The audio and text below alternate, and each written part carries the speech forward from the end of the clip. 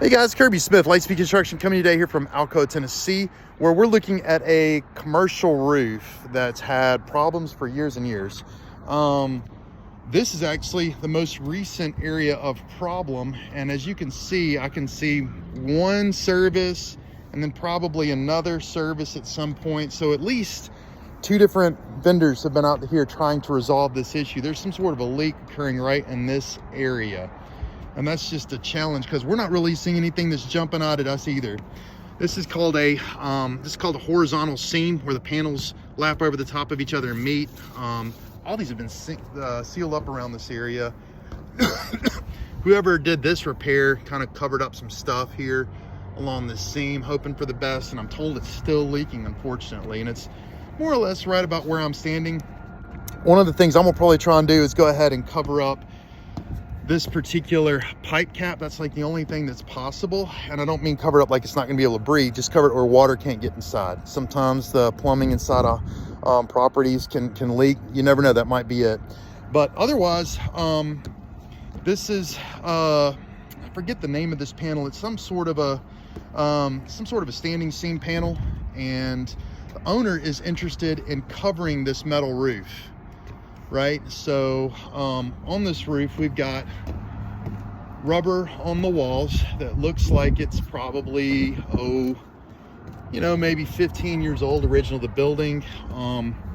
That might be actually something we would recommend to keep, possibly. It doesn't look like that's in bad shape. That actually comes down to some flashing and a T-bar covering over the top of these panels, and there's a pretty good chance that we might be able to kind of run our gear. And let me give you a quick definition of our gear to re-roof this. That would be to put a flute filler, which is a piece of styrofoam, all the way down the panels so that we actually raise the level of the roofing up to the top of the rib.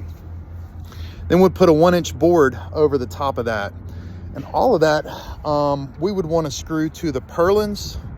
That would be ideal. Purlins holding the structure for what we would want to screw to. So all of that would need to be screwed to purlins, typically spaced about every 10 feet.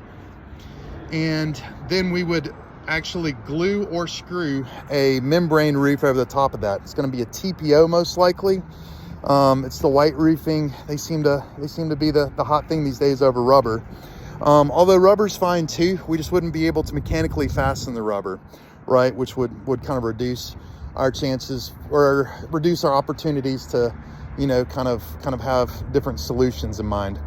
But ultimately, this is the roof right here, guys. Obviously, there's a lot of penetrations, and we're going to take another quick look at this area to see about any sort of a solution we could have for these folks today. But unfortunately, I'm not really seeing anything jump out at me, and there's been several here before us looking at it. But guys, call Lightspeed Construction if you need help with your next commercial roof. Really appreciate you watching the video. Take care. See you later.